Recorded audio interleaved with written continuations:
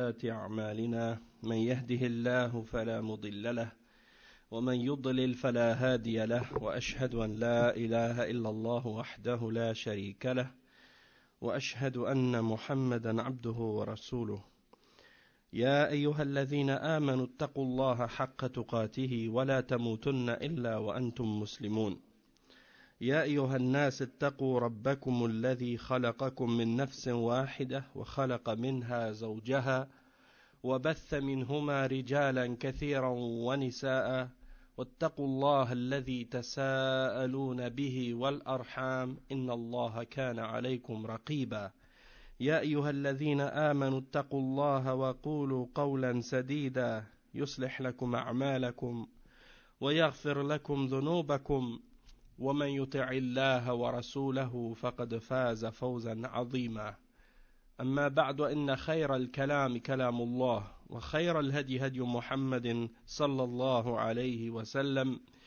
وإن شر الأمور محدثاتها وكل محدثة بدعة وكل بدعة ضلالة وكل ضلالة في النار أما بعد.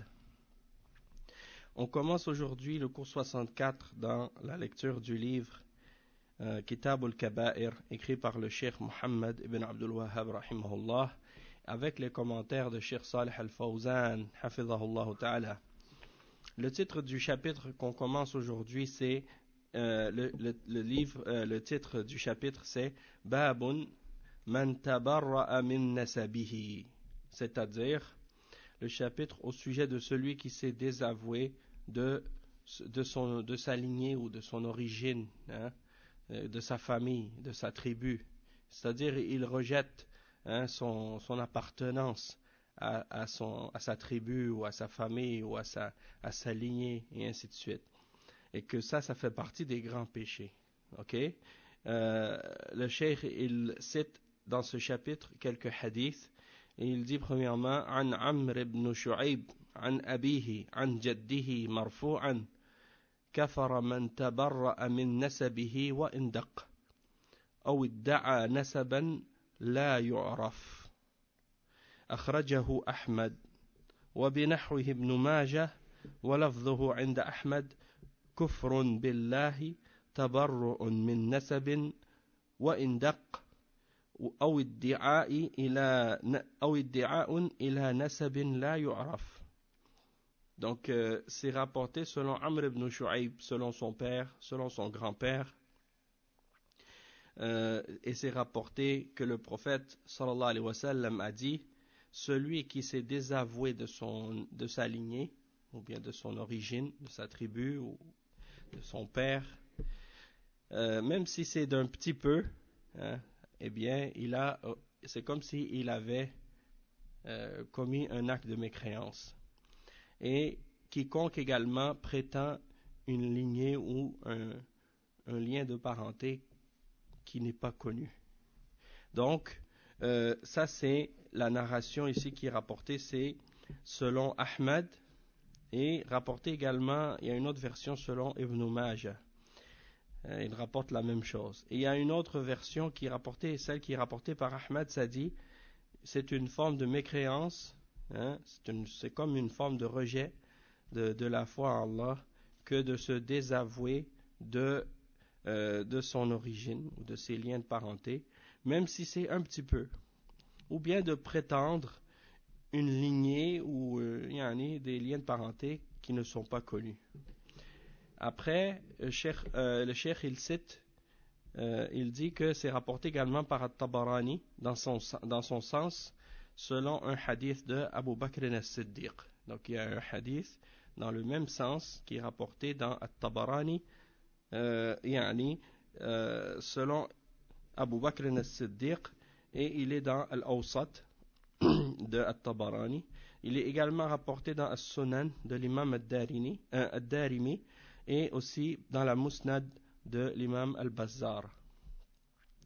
Ensuite, il dit Wali Abi Daoud wa ibn Hibban an Abi Hurayra marfu'an أيما امرأة دخلت على قوم من ليس منهم فليست من الله في شيء ولن يدخلها ولن يدخلها جنته وأيما والد جحد ولده وأيما والد جحد ولده وهو ينظر إليه احتجب الله عنه يوم القيامة وفضحه على رؤوس الخلائق من الأولين والآخرين. Ça c'est un hadith qui est rapporté selon Abu Daoud et Ibn Hibban, selon Abi Huraira. Donc il est rapporté par Abu Daoud et Ibn Hibban. Il est également rapporté par An-Nasa'i dans As-Sunan. Et il dit que c'est rapporté donc selon Abu Huraira radiyallahu anhu qu'il a dit: toute femme qui fait rentrer chez des gens celui qui ne fait pas partie d'eux, alors elle n'a aucun lien avec Allah subhanahu wa ta'ala, c'est-à-dire elle n'aura rien, elle n'a rien à voir avec Allah subhanahu wa ta'ala en quoi que ce soit, et elle n'entrera pas dans son paradis. Et tout parent, tout père qui renie son enfant alors qu'il le voit, alors qu'il le regarde, eh bien il sera voilé d'Allah, il sera voilé de voir Allah au jour de la résurrection, et il sera humilié devant toutes les créatures, les premières jusqu'aux dernières. Il sera humilié devant toutes les créatures au jour de la résurrection, les premières jusqu'aux dernières. On va lire l'explication de ce chapitre et des hadiths qui ont été mentionnés. Le Cheikh Al-Fawzan, il dit: قوله تبرأ من نسبه أي يقول إنسان نسبه معروف أنا بريء من هذا النسب هذا لا يجوز. Le Cheikh, il dit, si quelqu'un, comme c'est mentionné dans le hadith, il se désavoue de son origine, de sa famille, de ses parents, de sa tribu. Il dit non, moi je n'ai rien à voir avec cette famille, moi je ne suis plus dans cette famille, je rejette cette famille, je rejette cette tribu, je rejette mes liens de parenté, je renie mon père, et ainsi de suite. Eh bien, le cheikh il dit, alors que sa famille est connue, ses liens de parenté sont connus, et il le renie, eh bien dans ce cas-là, il dit ça c'est pas permis, ça c'est haram, c'est pas permis de faire ça. Il dit لأن التخلص من النسب يترتب عليه أمور ومفاسد. Il dit la raison pour laquelle cette chose-là est interdite, c'est parce qu'il y a beaucoup de choses mauvaises qui découlent de ce genre de paroles. Il y a beaucoup de choses mauvaises qui découlent de ce genre de paroles, et il dit parmi celles-ci, il dit ومنها قطيعة الرحم وسقوط نسبه بين الناس فلا يجوز التصرف فيه فإن فعل كان عليه الوعيد الشديد. Donc le cheikh il dit, parmi les méfaits de nier son origine, de nier ses parents, il y a que tu vas couper les liens de parenté, et ça c'est un grand péché. Couper les liens de parenté, ça c'est un grand péché. Également, il y a le fait que ta famille ou ta lignée va perdre de sa valeur, ou bien elle va être méprisée chez les gens. Les gens vont plus la regarder avec respect à cause de ça. Également, le cheikh dit c'est pas donc c'est pas permis de commencer à agir de cette façon-là par rapport à tes liens de parenté, et c'est pour ça que celui qui fait ça, il est menacé d'une menace sévère dans les hadiths qu'on a mentionnés. Il dit وقوله كفر من تبرأ من نسبه وإن دق المعنى أن من تخلى عن نسبه فقد ارتكب كبيرة من كبائر الذنوب فإن الكفر هنا معناه الكفر الأصغر أي الذي لا يخرج صاحبه من الملة. Donc le cheikh il dit, celui qui a comme le prophète sallallahu alayhi wa sallam dit dans le hadith, celui qui a renié son origine ou sa lignée, même si c'est d'un peu, de rien du tout, il a commis donc un acte de mécréance. Et ça c'est pour dire en fait qu'il a commis un grand péché parmi les grands péchés, car la mécréance dont il est question dans ce hadith, c'est la mécréance mineure, c'est le kufr mineur et non pas le kufr majeur, et donc ça ne fait pas sortir la personne qui l'a commis de la religion. La personne on va pas dire d'elle qu'elle n'est plus musulmane ou qu'elle est sortie de l'islam, non. On va dire d'elle qu'elle a commis un grand péché parmi les grands péchés, car c'est une forme de mécréance qui est une mécréance mineure, et non une mécréance majeure. Le cheikh il dit ensuite فدل الحديث على أنه لا يجوز للمسلم أن يجحد نسبه ويتبرأ منه ويغيره وإلا فقد وقع في الكفر وهو كفر النعمة وحتى وإن كان نسبه ليس معروفا أو مرفوعا عند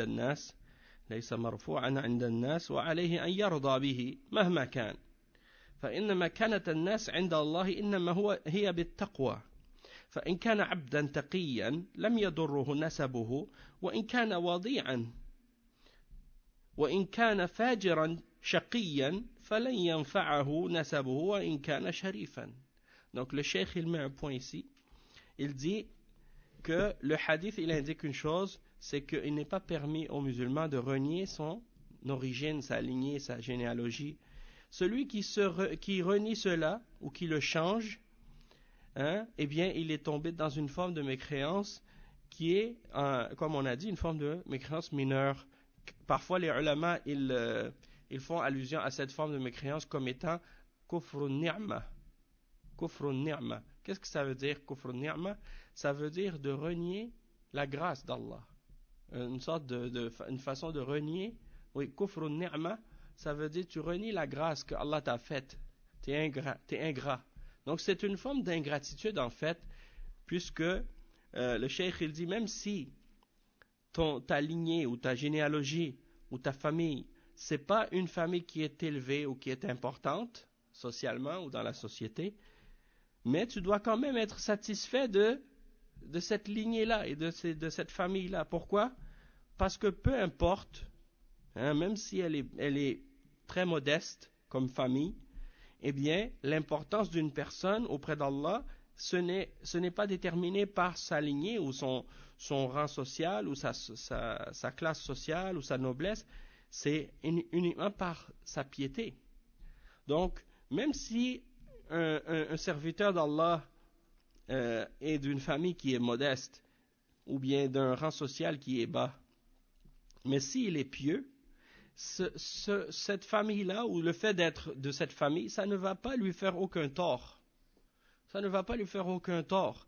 Donc même si ta famille, par exemple, c'est des gens très très très modestes, que tu es d'une caste, dans ton pays, par exemple, il y a des castes où il y a des classes sociales, et que toi tu viens d'une classe sociale très modeste, très basse dans la société, mais que toi tu es une personne qui est pieuse, qui craint Allah subhanahu wa ta'ala, qui respecte les principes de la religion d'Allah, eh bien, malgré cette réalité ou ce fait-là, que ta famille soit une classe qui est modeste ou très, très faible dans la société, mais tu es élevé par ta piété. Et Allah subhanahu wa ta'ala, pour lui, tu as plus de valeur et tu es plus élevé en degré que la personne qui vient d'une famille qui est respectable et noble, mais qui est par exemple un pécheur et qui fait beaucoup de péchés, qui est désobéissant à Allah subhanahu wa ta'ala. Donc c'est pas la famille que tu viens d'une famille par exemple qui est une famille riche et respectée et noble et qui a une bonne réputation dans la société, mais que c'est des gens qui sont dans le péché. Non, ça va pas te faire aucun bienfait. Ensuite, le cheikh il explique que, attendez juste un instant. Okay. Ensuite, le cheikh il dit: وأما ما جاء في حديث أبي هريرة أيما امرأة دخلت على قوم من ليس منهم بأن تنسب المرأة عليكم السلام ورحمة الله تنسب المرأة لزوجها ولدها من غيره وهذا الفعل من الكبائر لأنه يترتب عليه مفاسد كثيرة. Donc par exemple ce qui est rapporté dans l'autre hadith, c'est rapporté selon Abu Huraira radiyallahu anhu que le prophète sallallahu alayhi wa sallam a dit: toute femme qui fait rentrer chez des gens un enfant qui ne fait pas partie des leurs, c'est-à-dire que la femme, par exemple, elle va attribuer à son mari un enfant qui n'est pas le sien. Eh bien, ça, c'est de faire un grand péché. Et il y en a des méfaits énormes qui découlent de ça. Comme par exemple, une femme, par exemple, qui a eu un enfant d'un mariage préalable, puis elle va dire aux gens que cet enfant-là, c'est l'enfant de son mari actuel, alors que c'est pas son père. Hein? Le cheikh, il dit, qawluhu wa qawluhu, c'est ça. Il dit ensuite, donc que ça c'est un grand péché et qu'il y a des méfaits qui découlent de ça. Le cheikh, il dit, wa qawluhu, laysat min Allahi fi shay. هذه براءة من الله عز وجل من التي تفعل مثل هذا الأمر والوعيد الآخر أن الله يحرمها من الجنة وهذا وعيد شديد فتوعدها بعدم الرحمة والعفو وهذا وعيد شديد فلا يجوز للمرأة أن تلصق بالقبيلة من ليس منهم. Donc le cheikh il explique et il dit que le prophète sallallahu alayhi wa sallam a dit elle n'a rien à voir avec Allah subhanahu wa ta'ala, cette femme qui agit comme ça. Et donc ça c'est un désaveu d'elle de la part d'Allah subhanahu wa ta'ala. Il se désavoue de la femme qui agit de cette manière et ça c'est une menace sévère également. Et il y a une autre menace par la suite qui dit que elle n'entrera pas au paradis. Allah va la priver d'entrer au paradis et ça aussi c'est une autre menace qui est très sévère.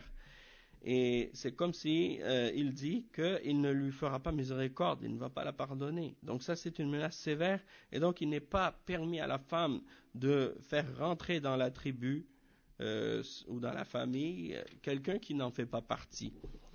Le cheikh il dit وكذلك إذا أنكر الولد والده إذا أنكر الولد والده أو أنكر الوالد ولده إذا أنكر الولد ولده أو أنكر الوالد ولده وقوله وهو ينظر إليه أي يعرف أنه ولده فإذا ما نفاه وأنكره فهو متوعد يوم القيامة بأن يحتجب الله عنه فلا ينظر إلى الله يوم القيامة كما ينظر إليه المؤمنون فيحرم أو يحرم من لذة النظر إلى الله عز وجل ودل على أن هذا كبيرة من كبائر الذنوب والأمر الآخر أن الله يفضحه على رؤوس الخلائق يوم القيامة والحاصل أنه لا يجوز للآباء أن يتبرؤوا من أبنائهم ولا للأولاد أن يتبرؤوا من آبائهم.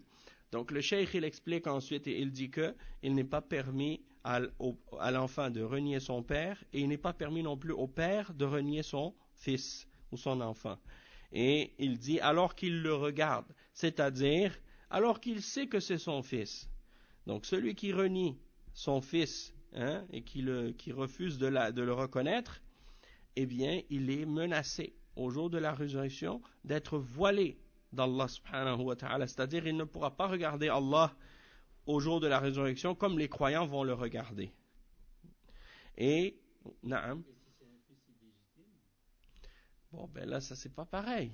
Mais dans ce cas-là il va être c'est-à-dire si c'est un fils illégitime dans le sens où sa mère n'était pas mariée avec cet homme-là puis que il a eu cet enfant-là avec elle dans le zina, dans le haram, là dans ce cas-là c'est pas reconnu, il sera pas reconnu comme étant son fils, même s'il est reconnu biologiquement comme étant son fils, mais il va pas être reconnu civilement ou religieusement comme étant son fils. Dans ce cas-là on va pas reconnaître ça, mais n'empêche que là on parle d'un autre cas. On parle d'un cas où l'enfant est légitime et il est né dans le mariage et que le père il le renie. Il lui dit par exemple t'es plus mon fils. Ça arrive des fois de la part des parents qui disent ça à leurs enfants. Des fois, par exemple, leurs enfants ils font des péchés ou des choses pas correctes, puis après le père il est fâché, alors il dit à l'enfant, toi t'es plus mon fils. Ou bien l'enfant il est fâché avec ses parents, il dit, toi t'es plus mon père. Ça c'est pas correct, ça c'est pas permis. Ça fait partie des grands péchés. Et donc, comme le prophète sallallahu alayhi wa sallam, il dit ici, Allah, il va pas le regarder au jour de la résurrection, il va pas regarder Allah au jour de la résurrection, contrairement aux autres croyants. Et donc, il va être privé du plaisir de pouvoir regarder le visage d'Allah, subhanahu wa ta'ala, qui est le plus grand plaisir qui soit pour les croyants. Et donc, ça, c'est une indication que c'est un péché parmi les grands péchés.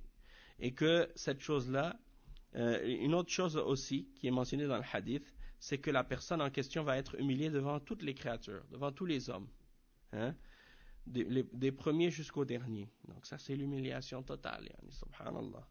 Et il dit والحاصل أنه لا يجوز للآباء أن يتبرؤوا من أبنائهم ولا للأولاد أن يتبرؤوا من آبائهم. Donc pour résumer, il n'est pas permis aux enfants aux parents de renier leurs enfants, ni aux enfants de renier leurs parents. Peu importe. Hein? Peu importe le fait que, yani, subhanallah, le plus grave des péchés, c'est le shirk. Et tes parents peuvent être des mushrikines, et Allah, malgré tout, il dit dans le Coran que tu dois avoir un bon comportement avec eux, même s'ils sont des mushrikines. Hein? Alors imagine si ils ont d'autres péchés qui sont moindres que le shirk. Hein?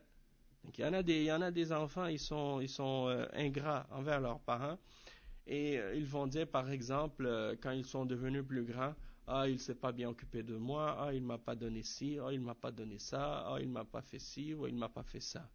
Subhanallah, il t'a mis au monde, il a été une cause dans ta création et dans ta naissance. Comment tu peux le renier, hein? Subhanallah, peut-être un jour toi aussi tu auras des enfants et puis ils vont te renier aussi à cause de ça. Parce que toi tu n'as pas été, hein, yani, compatisant puis compréhensif envers tes parents. Tu as été dur envers eux, et bien comme ça tes enfants vont être durs envers toi. De la même façon. Hein? Nasallallahu al-afiya. Parce que souvent comme on dit en arabe, kama tadin ou tudan. La façon comment tu traites les gens, c'est comme ça que on te traite. Hein? Non, ça c'est pas un hadith, mais c'est une des réalités, des choses de la vie, tu vois. Kama tadin tu dan. Et il y a une parole qui est mentionnée comme ça dans les hadiths du prophète sallallahu alayhi wa sallam qui dit agis avec les gens comme tu veux que les gens agissent avec toi. Donc ça rentre dans ce sens-là, yani. Un autre hadith, un autre chapitre plutôt, c'est le chapitre suivant, Babun man idda'a ma laysa lahu wa man idha khasama fajar. C'est-à-dire celui qui prétend ce qui ne lui appartient pas ou ce qui n'est pas à lui, ou celui qui fait preuve d'injustice ou de perversité dans les disputes quand il a un désaccord ou une argumentation avec quelqu'un, il est pervers. Donc, dans ce chapitre, il y a quelques hadiths qui sont mentionnés. Il dit le premier hadith, وفيه حديث ابن عمرو في الصحيحين وروي عن ابن مسعود وعمر رضي الله عنهما من قال أنا مؤمن فهو كافر ومن قال هو في الجنة فهو في النار ومن قال هو عالم فهو جاهل. Naam. Donc, il dit que ça c'est un hadith de Ibn Amr dans Al-Bukhari et Muslim et c'est rapporté selon Ibn Mas'ud et Omar Ibn al-Khattab radiyallahu anhuma. Ici, je ne sais pas si c'est un hadith du prophète sallallahu alayhi wa sallam ou bien parce qu'ici il mentionne que يشير إلى قوله صلى الله عليه وسلم أربع من كن فيه كان منافقا خالصا وقد سلف تخريجه. Donc il dit, il fait allusion au hadith de Ibn Amr qui est le hadith dans lequel il mentionne qu'il y a 4 caractéristiques. Celui qui les possède ou celui dont ces quatre caractères, celui qui a ces quatre caractéristiques-là présentes en lui, il est un pur hypocrite. Et ces quatre caractéristiques-là, c'est lorsqu'il parle, il ment, lorsqu'il promet, il brise sa promesse, lorsqu'il fait il prend un engagement, il brise son engagement, et lorsqu'il dispute avec quelqu'un, il est pervers ou il est injuste dans son argumentation ou dans sa dispute. Et aussi, il y a une autre version.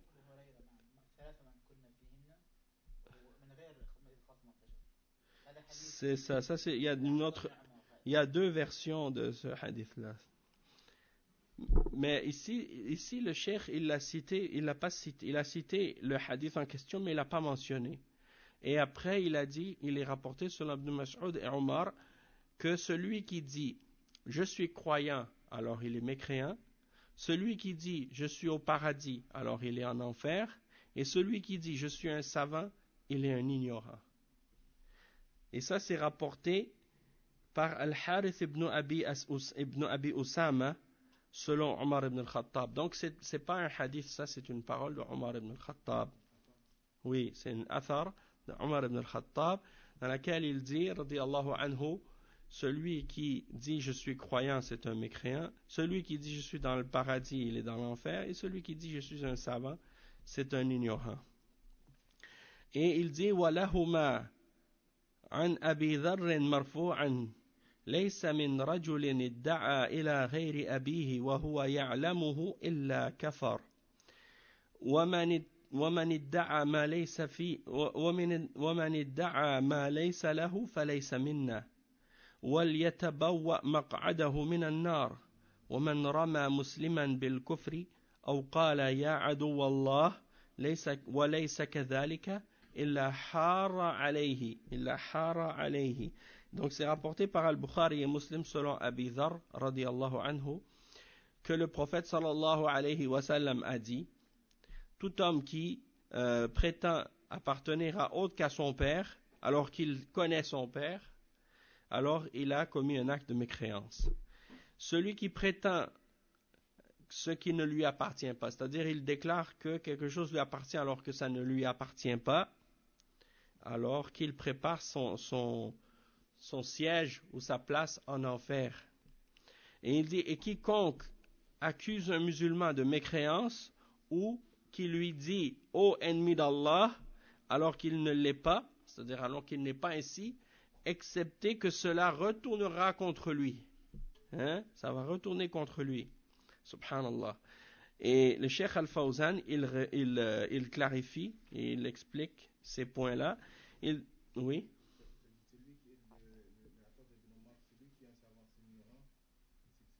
Il commence, il dit celui qui, dans la athar de Omar ibn al-Khattab, il dit celui qui dit je suis croyant, c'est un mécréant. Celui qui dit je suis au paradis, alors il est dans l'enfer. Et celui qui dit qu'il est savant, alors c'est un ignorant. Naam. Ensuite, l'autre hadith, on a terminé de le traduire aussi. Le Cheikh Al-Fawzan, il dit قوله من ادعى ما ليس له كأن يدعي أحد حقوق الآخرين ليأخذها ظلما أو يدعي أنه يعمل عملا صالحا أو أنه يتصدق وهو ليس كذلك وهذا كبيرة من الكبائر كما قال الله تعالى ولا تحسبن الذين يفرحون بما أتوا ويحبون أن يحمدوا بما لم يفعلوا فلا تحسبنهم بمفازة من العذاب وهذه صفة اليهود الذين يحبون أن يحمدوا بما لم يفعلوا قال النبي صلى الله عليه وسلم المتشبع بما لم يعطى كلابس ثوبي زور فدل هذا على أن الأصل في المسلم أن لا يدعي ما ليس له سواء كان ذلك حقوقا للناس أو صفة من الصفات أو منزلة من المنازل التي لم يبلغها لأن هذا تزوير وكذب وخداع. le cheikh il explique, il dit celui qui prétend ce qui n'est pas en lui ou ce qui ne lui appartient pas, comme par exemple quelqu'un qui prétend que le droit des autres lui appartient pour leur prendre injustement, ce qui est à eux, ou qui prétend avoir fait telle ou telle bonne action, ou qu'il a donné de l'argent en aumône, wa alaykoum salam wa rahmatullah, ou qu'il a donné de l'argent en aumône alors qu'en réalité il n'a rien donné. Donc il dit j'ai fait ça, puis il l'a pas fait. Imaginez quelqu'un qui dit par exemple oui j'ai fait le hajj, j'ai fait ci, j'ai fait ça, j'ai fait telle bonne action, j'ai donné en sadaqa, alors que c'est pas vrai. Ça c'est un grand péché parmi les grands péchés.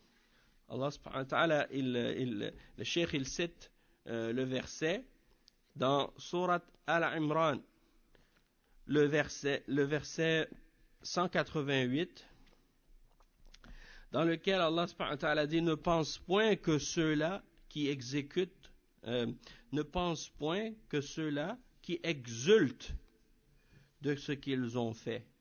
Qu'est-ce que ça veut dire qui exultent? Ça veut dire qu'ils se réjouissent, qui sont contents, qui sont réjouis. Donc, ne pense point que ceux qui se réjouissent de ce qu'ils ont fait et qui aiment qu'on les loue, c'est-à-dire qu'on leur fasse des éloges et qu'on les glorifie, ils aiment qu'on leur fasse des éloges et qu'on les glorifie pour ce qu'ils n'ont pas fait. Subhanallah. Vous imaginez quelqu'un qui aime se faire glorifier pour quelque chose qu'il n'a même pas fait. 188. Ouais.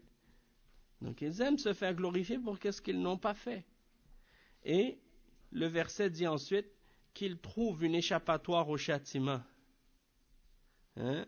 Qu'ils trouvent une échappatoire au châtiment. Qu'est-ce que ça veut dire? C'est-à-dire, ne pensez pas qu'ils peuvent s'échapper du châtiment. C'est ça que ça veut dire. Pour eux, il y aura un châtiment douloureux. فَلَا تَحْسَبَنَّهُمْ بِمَفَازَةٍ مِنَ الْعَذَابِ. Subhanallah.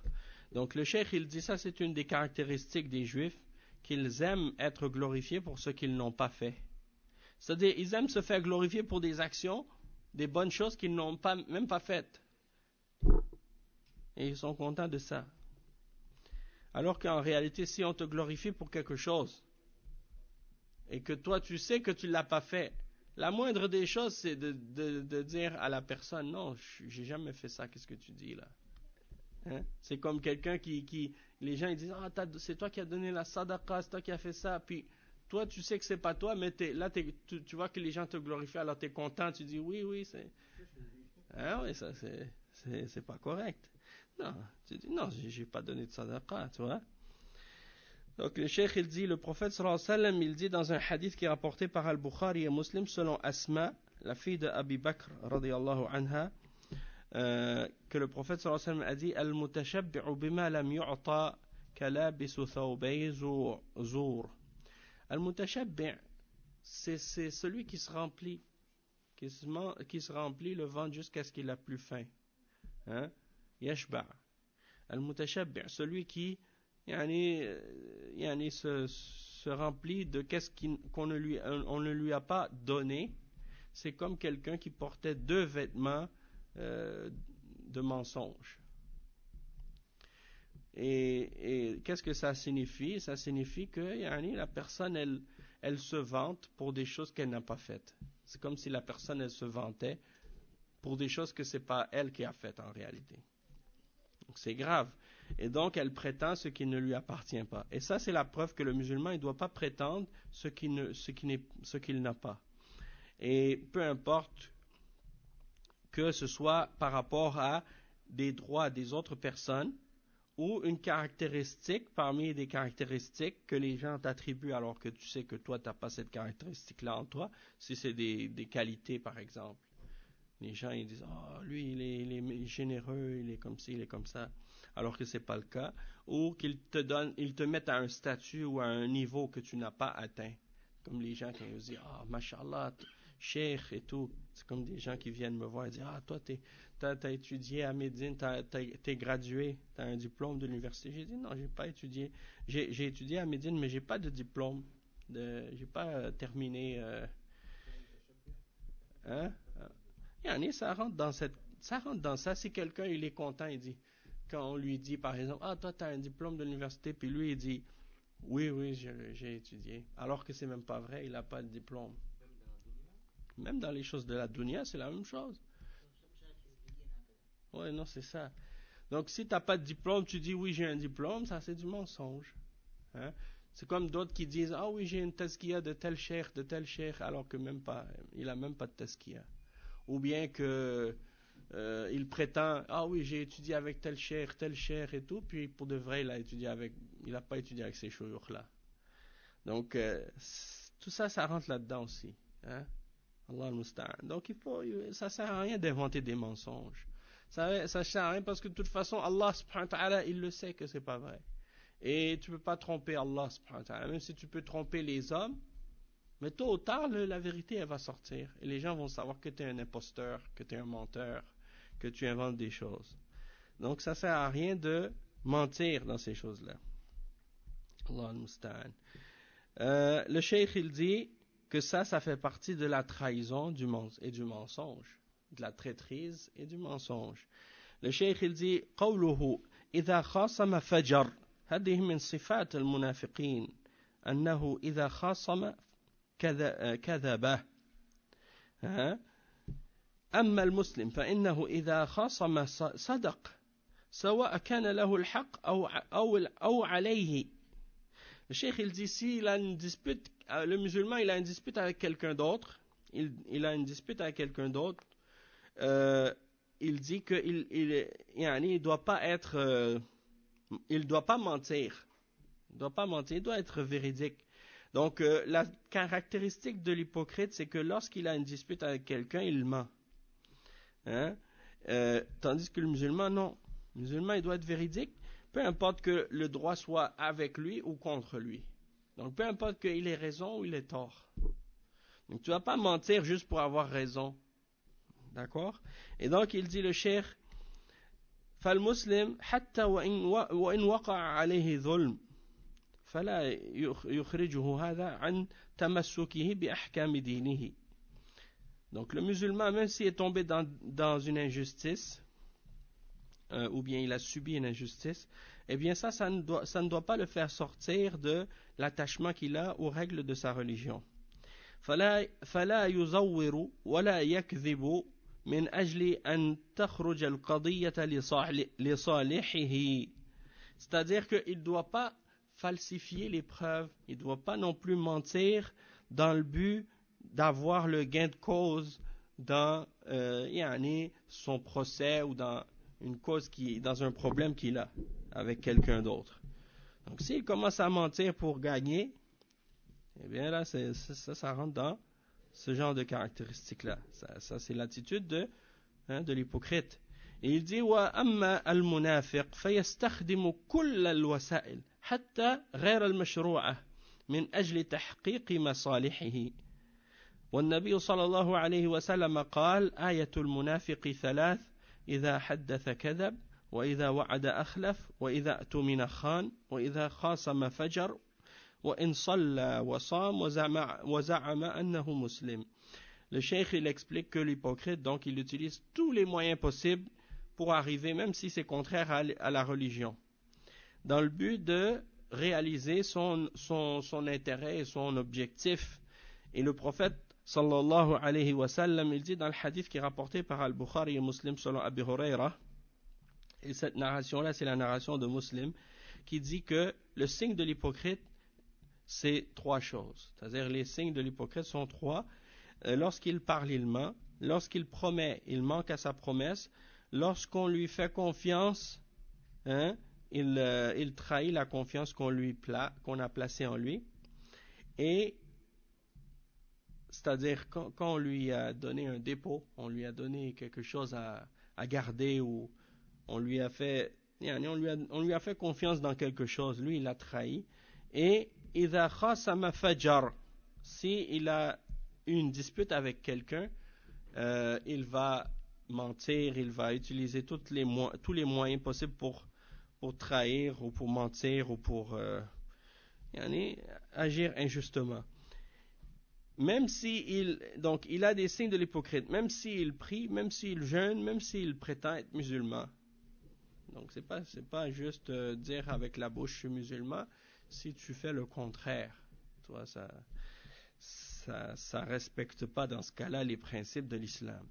Le cheikh il dit وأما حديث ابن مسعود وعمر وفيه أنه قال من قال أنا مؤمن فهو كافر لأن المسلم لا يزكي نفسه فمن قال أنا مؤمن فهو كافر يعني الكفر الأصغر ومن حكم لنفسه أنه في الجنة فهو في النار لأنه لا يدري ماذا تكون عاقبته وهو كذلك لا يدري ما عنده من العمل الذي يؤهله لدخول الجنة وهذه الصفة هي صفة اليهود والنصارى الذين قال الله عنهم وقالوا لن يدخل الجنة إلا من كان هودا أو نصارى وقالوا لن تمسنا النار إلا أياما معدودة.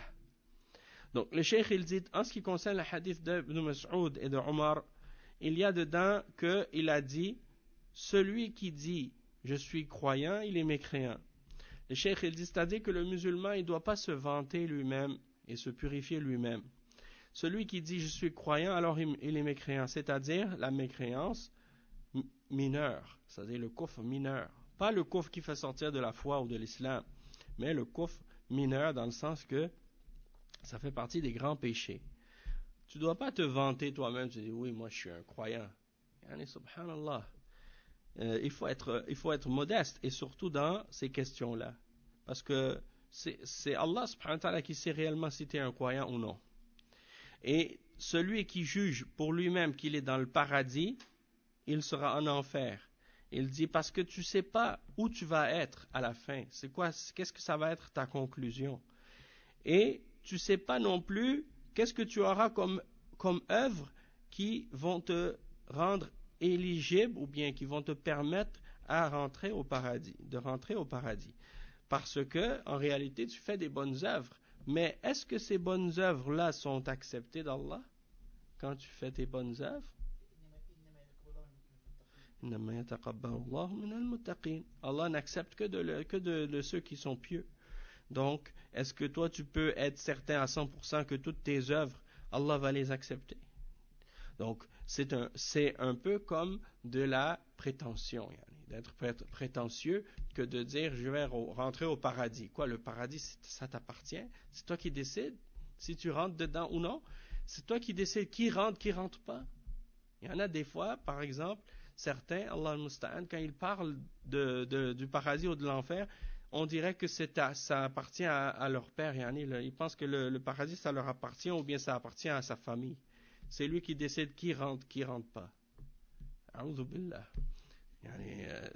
C'est pas comme ça que ça fonctionne. C'est Allah subhanahu wa ta'ala qui décide qui rentre pas.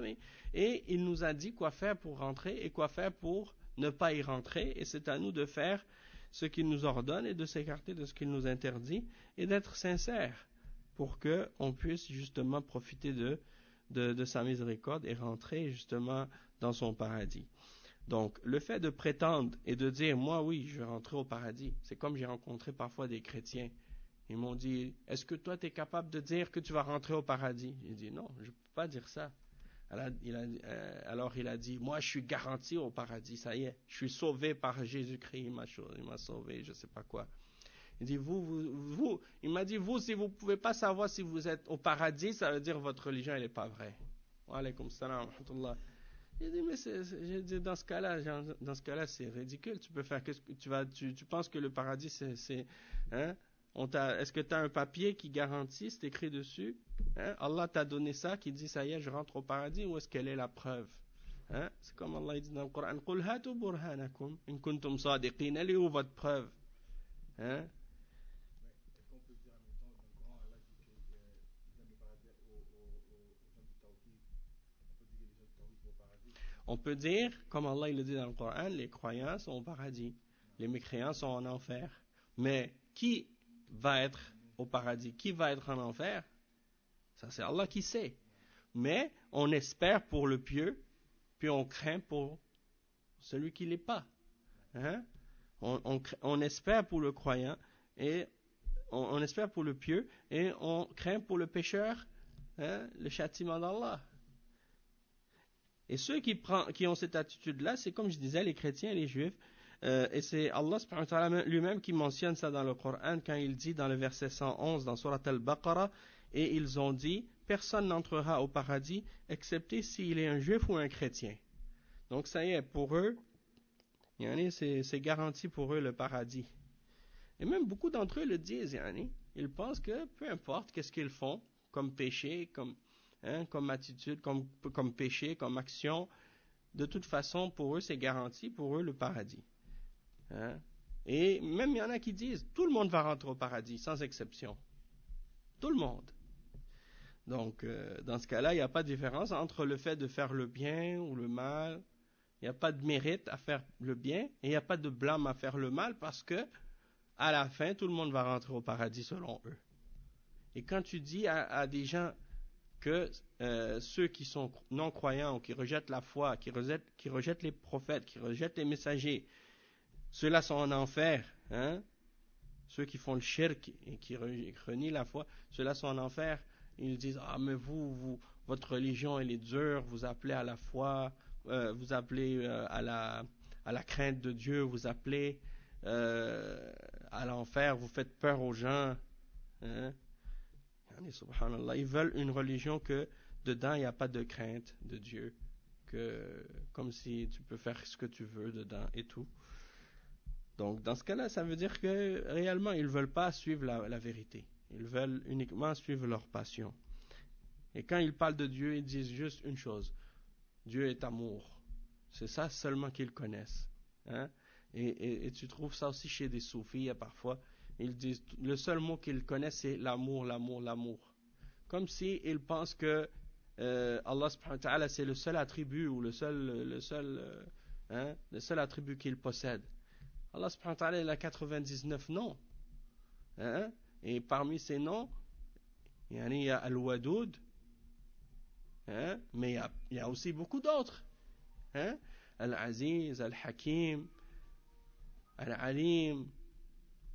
Hein? Et donc il ne faut pas prendre juste une attribut d'Allah puis tu laisses toutes les autres. Hein? Shadid al-Iqab, wa alaykum salam wa rahmatullah. C'est comme il y en a qui disent Allahu Ghafurur Rahim. Chaque fois qu'ils font des péchés, ils disent Allahu Ghafurur Rahim. Et ils oublient que aussi il est Shadid al-Iqab. Hein? Donc il faut être dans la balance entre la crainte et l'espoir et l'amour. Et l'amour aussi, tu sais, souvent les soufis ils utilisent ce terme l'amour, l'amour, l'amour, ils pensent que c'est eux qui ont le monopole de ça. Comme on a parlé de ça une fois dans le dars de l'Uboudiyya, Cheikh Ibn Taymiyyah il parle de ça, que le terme ishq ça s'applique pas à Allah, parce que c'est pour décrire un amour entre un homme et une femme. Tu peux pas appliquer ça à Allah subhanahu wa ta'ala. Ils appellent ça al-ishq. L'amour passionnel entre un homme et une femme. Tu ne peux pas appliquer ça à Allah pour parler de l'amour que tu as pour Allah. Hein? Ça, c'est les soufis, ils utilisent ce terme. Mais, pour dire, par exemple, que la question de l'amour, c'est important, il n'y a pas de doute que c'est important. Même que les ulama de la sunna, ils disent que l'adoration, elle est basée sur deux choses. L'amour et l'humilité. Hein? Al-hub wa al-dhul. Donc ça, il n'y a pas de doute, il n'y a pas d'adoration sans amour. Et tu ne peux pas dire que tu adores Allah si tu ne l'aimes pas.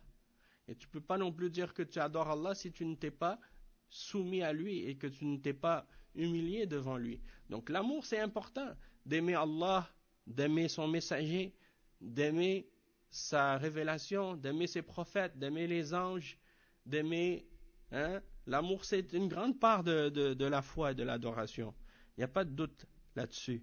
Mais il ne faut pas l'utiliser comme on dit là, comme un slogan qu'on lance à tout vent là comme ça dans n'importe quelle chose, dans n'importe quel contexte, juste pour se faire montrer que nous on aime la paix et l'amour et que tu vas laisser passer tout ce qui est faux. Hein? Aimer la vérité, ça implique qu'on déteste le mensonge. Aimer le vrai, ça implique de détester le faux. Hein? Si tu dis j'aime le vrai et j'aime le faux aussi en même temps, ça veut dire que en réalité ton amour il est bizarre. Il est pas correct. Donc si tu aimes Allah, tu dois détester ce que Allah déteste. Si tu dis j'aime Allah et j'aime ce que Allah déteste en même temps, ça c'est une contradiction, tu peux pas. Donc il faut qu'il y ait l'amour de la vérité et en même temps son contraire, la haine de son contraire, parce que sinon c'est pas de l'amour réel. Hein? Le cheikh il mentionne un autre verset qui est le verset 80 dans Surat Al-Baqarah, dans lequel Allah subhanahu wa ta'ala il dit وَقَالُوا لَن تَمَسَّنَا النَّارُ إِلَّا أَيَّامًا مَعْدُودَةً, c'est-à-dire les juifs qui disent l'enfer ne va nous toucher que quelques jours, c'est-à-dire si on rentre en enfer, on va rester quelques jours seulement, puis après on va sortir. Donc le cheikh il dit فَالَّذِي يَدَّعِي أَنَّهُ سَيَدْخُلُ الْجَنَّةَ فَقَدْ شَابَهَ اليهود والنصارى وكذلك لا يجوز للمسلم أن يشهد لغيره أنه في الجنة أو في النار لأنه لا يدري ما عاقبتهم إلا من شهد له الرسول صلى الله عليه وسلم لأننا لا ندري مآلات الأمور التي يؤول لها العباد. وفي الحديث أن رجلا قال والله لا يغفر الله لفلان فقال الله من الذي يتألى علي أن لا أغفر لفلان فإني قد غفرت لفلان وأحبطت عملك. C'est comme le cheikh il dit, celui qui prétend qu'il va rentrer au paradis, il est comme s'il pense qu'il est garanti au paradis. Eh bien celui-là il a ressemblé aux juifs et aux chrétiens. Et il n'est pas permis donc aux musulmans de témoigner pour quelqu'un d'autre qu'il sera au paradis ou en enfer. Il y en a des fois, ils voient des musulmans qui font des péchés, ils disent « Ah, toi là, c'est sûr, tu vas aller en enfer. Ah, toi, tu vas aller en enfer, c'est garanti. » A'oudhu billah. Qui t'a dit ça? C'est toi qui possède le pardon d'Allah entre tes mains? Hein? Subhanallah, même le kafir, il peut devenir musulman et entrer au paradis. Alors tu dis d'un musulman, tu lui dis qu'il va être dans l'enfer. Tu connais pas sa fin. Tu connais pas comment il va terminer. Hein? On ne peut pas dire que quelqu'un sera au paradis, excepté si quelqu'un, on a vu dans le hadith que le messager d'Allah sallallahu alayhi wa sallam, il avait dit à son sujet qu'il serait au paradis. Dans ce cas-là, oui, on dit oui, il sera au paradis, parce que le prophète sallallahu alayhi wa sallam a dit de lui qu'il sera au paradis. Mais quelqu'un d'autre, on ne peut pas. Hein? On ne sait pas comment il va finir. Et donc, il est mentionné dans un hadith qui est rapporté par Muslim, selon Jundub ibn Abdullah, il dit que l'histoire, le hadith au complet, ça mentionne qu'il y avait un homme qui, à chaque fois il rentrait, il voyait son compagnon qui faisait des péchés. Et lui, cet homme, il faisait beaucoup d'adoration. Alaykoum salam wa rahmatullah. Lui, il faisait beaucoup d'adoration, il faisait beaucoup d'efforts dans la prière, dans la piété. Alors quand il rentrait chez lui, il disait à l'autre, cesse de faire le péché, arrête de faire le péché. Et l'autre, il lui disait, est-ce que tu es venu pour me surveiller? Est-ce que tu as été envoyé pour me surveiller? Qu'est-ce que je fais? Abu'ista ilayya raqiba. Est-ce que tu as été envoyé pour me surveiller? Après, il a dit, Wallahi la yaghfir Allahu lak. Le pieux, il a dit à l'autre qui faisait des péchés, je jure par Allah que Allah va pas te pardonner. Alors qu'est-ce qui est arrivé au jour de la résurrection? Celui qui faisait les péchés, Allah subhanahu wa ta'ala il a dit, qui jure sur moi que je ne vais pas pardonner à un tel? Il dit, je lui ai pardonné. Et il a dit à l'autre, j'ai annulé tes œuvres. Toutes ces œuvres, il les a annulées. Et il est rentré en enfer. Subhanallah. Celui qui pense qu'à cause de sa piété, il est protégé de l'enfer, il est guidé. Il regarde tous les autres qui font des péchés avec mépris, comme si dans le sens que ça y est, ils sont perdus, garantis pour l'enfer. Subhanallah.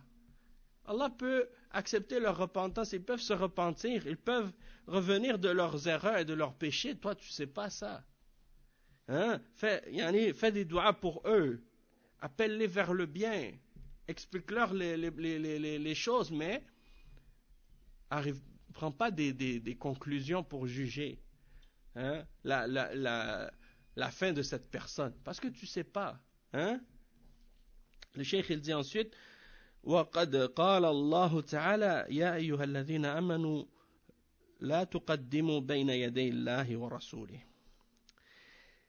Allah subhanahu wa ta'ala dit dans Surat al-Hujurat, le premier verset dans Surat al-Hujurat, il dit ô vous qui avez cru, ne vous mettez pas au devant d'Allah et de son messager. Ne dépassez pas Allah et son messager dans vos propos.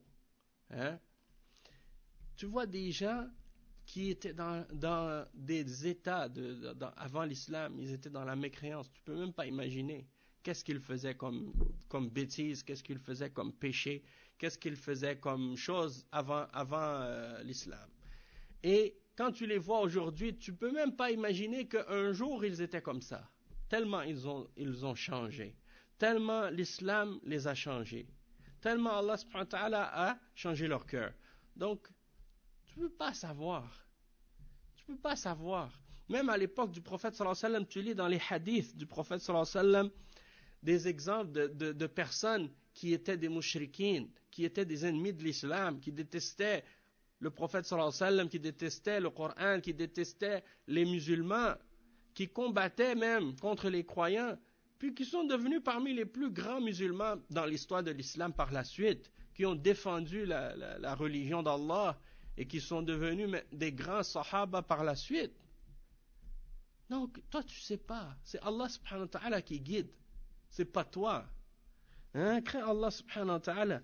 Donc, le cheikh, il dit فَالْوَاجِبُ عَلَى الْمُسْلِمِ أَنْ يَتَأَدَّبَ مَعَ اللَّهِ عَزَّ وَجَلَّ وَمَعَ رَسُولِ اللَّهِ صلى الله عليه وسلم ويعرف قدر نفسه ولا يزكيها فلا يجوز له أن يدعي ما ليس له لا من جهة العلم ولا من جهة العمل وذلك من وجهين الأول أنه تزكية للنفس وهو لا يعلم بماذا يختم له والثاني أن فيه أمنا من مكر الله عز وجل وقد قال تعالى أفأمنوا مكر الله فلا يأمن مكر الله إلا القوم الخاسرون فما استثنى نبيا ولا صديقا. Donc le cheikh il mentionne ensuite, il dit l'obligation pour le musulman c'est d'avoir un bon comportement avec Allah subhanahu wa ta'ala. C'est-à-dire tu dois avoir des bonnes manières avec Allah quand tu parles de lui, quand tu parles de sa religion, quand tu parles à propos des choses qui sont reliées à sa religion. Tu ne vas pas te purifier toi-même. Même aussi quand tu parles du messager, sallallahu alayhi wa sallam, quand tu parles de la sunna, tu dois avoir des bonnes manières, parler avec respect. Hein? Et donc, tu ne dois pas te purifier toi-même, alors que tu sais toi-même à quel niveau tu es, où tu en es dans ta religion, qu'est-ce que tu as comme manquement, comme faiblesse. Après, tu vas te vanter, tu vas te purifier et te prétendre dans la piété ou d'être d'une foi forte ou je sais pas quoi. Ça, c'est pas permis de prétendre ce genre de choses-là et de prétendre ce que tu n'as pas. Ni du point de vue de la science, que tu prétendes une science que tu ne possèdes pas, ou de prétendre des actions que tu n'as pas non plus. Et donc, d'un point de vue, ça c'est une forme de vantardise. C'est comme si tu te vantais toi-même, alors que la personne, elle ne sait pas par quoi sa vie va se terminer, dans quelle situation il va être. Et deuxièmement, il y a dedans le fait de se sentir en sécurité contre le stratagème d'Allah. Et Allah subhanahu wa ta'ala il dit dans Surat Al-A'raf, est-ce qu'ils se sont sentis en sécurité contre le stratagème d'Allah? Et nul ne se sent en sécurité contre le stratagème d'Allah, excepté les peuples perdants. Se sentir en sécurité contre le stratagème d'Allah, ça veut dire quoi? Ça veut dire que tu perdures et tu persistes dans le péché, hein, et tu vois que il y a du bien qui t'arrive malgré les péchés que tu fais.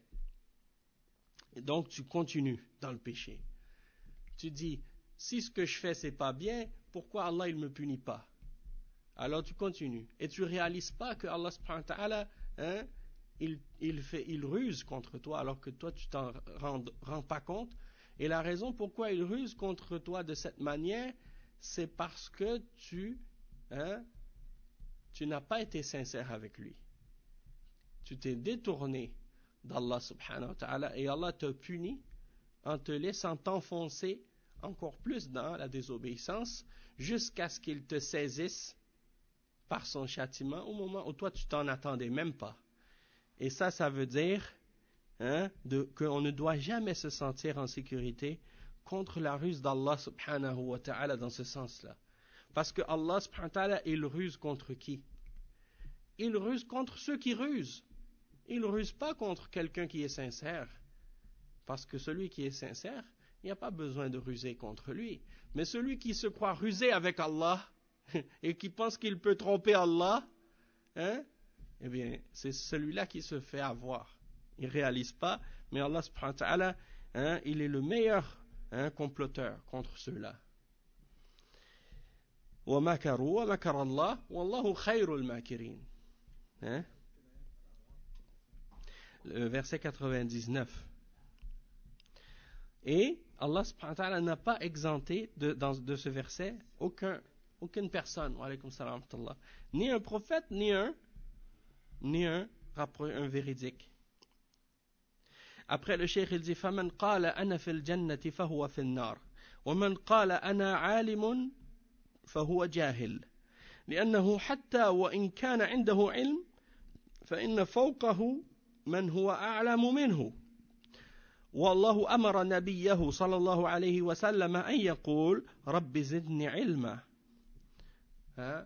وهو أعلم منه وهو القائل جل وعلا وفوق كل ذي علم عليم وما أكثر الذين يدعون العلم اليوم ويفتون ويتكلمون بغير علم وإنما يدعون مجرد ادعاء فقط فإن العلم يحتاج إلى عمل. Donc le cheikh il dit que comme on a dit, celui qui dit je suis dans le paradis il est dans l'enfer, et celui qui dit je suis savant c'est un ignorant. Même si il a de la science, il y a toujours quelqu'un plus savant que lui au-dessus, Et Allah subhanahu wa ta'ala, il a même ordonné à son prophète, son messager, il lui a dit de demander, oh mon Seigneur, augmente-moi en science, en savoir, augmente-moi en connaissance. Et c'est celui qui dit également, ça c'est le verset 114 dans Surat Taha, et dans le verset 76 dans Surat Yusuf, Allah subhanahu wa ta'ala, il mentionne, et il dit, et au-dessus de toute personne qui a de la science, il y a un savant au-dessus de lui. Et donc, il dit que aujourd'hui tu trouves beaucoup de gens qui prétendent posséder de la science et qui font des fatwas et qui parlent et qui émettent des verdicts religieux et qui parlent au sujet de la religion d'Allah sans science. Et ils ne font que prétendre d'avoir de la science seulement. Mais la science, ça demande, bien entendu, des actions et des œuvres qui viennent avec. Et le cheikh il dit ça, et c'est très important. Et aussi en même temps, peu importe combien de savoir tu as, peu importe combien de choses que tu connais, à côté de ce que tu ignores, c'est toujours rien. Peu importe des choses que tu sais, la quantité de sciences que tu possèdes, à côté de ce que tu ignores, c'est ce que tu connais, c'est minime. Ce que tu ignores, tu ne peux même pas le calculer. Exactement. L'exemple de Moussa alayhi salam avec Al-Khidr dans Surat Al-Kahf, il y a cet exemple-là. Il y a beaucoup d'autres exemples. Et il n'y a personne qui peut prétendre que il a tout connu ou qu'il comprend tout ou qu'il sait tout. hein, sauf un ignorant, effectivement. Et après, il dit أما حديث أبي ذر من ادعى ما ليس له فليس منا وهو الذي ترجم له الشيخ رحمه الله بقوله من ادعى ما ليس منه أي شيء سواء ادعى علما لم يبلغه أو مرتبة لم يصل إليها أو ادعى أموال الناس وحقوقهم وهي ليست له فهؤلاء جميعا قد تبرأ منهم النبي صلى الله عليه وسلم بقوله فليس منا وهذا فيه وعيد شديد من هذه الآفة الخطيرة. Donc le cheikh il dit, et dans le hadith de Abi Dhar, celui qui prétend ce qu'il n'a pas ou ce qui n'est pas à lui, il n'est pas des nôtres. Il n'est pas des nôtres. C'est-à-dire que ça c'est là-dessus que le cheikh s'est basé pour mentionner le titre du chapitre en question. Et donc il a dit celui qui prétend ce qu'il n'a pas, hein, ce qui ne lui appartient pas. Et le cheikh il dit, donc peu importe la chose en question que tu prétends détenir, tu prétends qu'elle est à toi, si c'est une science que tu n'as pas atteint, ou si c'est un degré que tu n'as pas atteint, ou si c'est les biens des gens que tu prétends, hein, qu'ils sont à toi, ou leurs droits que tu prends alors que ça ne t'appartient pas. Donc dans tous ces cas-là, si tu fais ça, eh bien c'est comme si il dit ici que le prophète sallallahu alayhi wa sallam, il s'est désavoué de toi.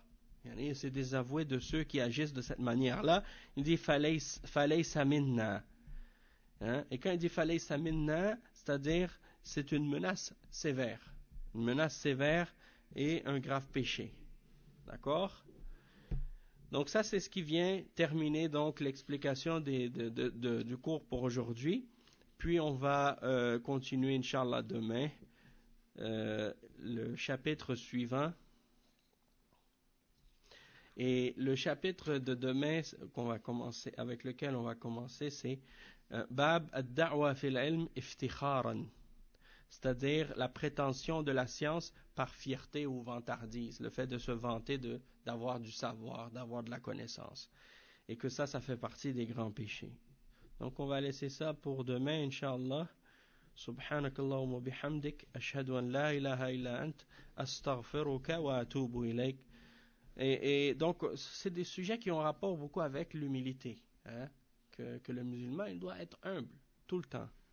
Et plus il est savant, plus il est humble. Plus il est pieux, plus il est humble. Si quelqu'un il est orgueilleux et fier dans sa religion, ça veut dire que il n'a rien compris.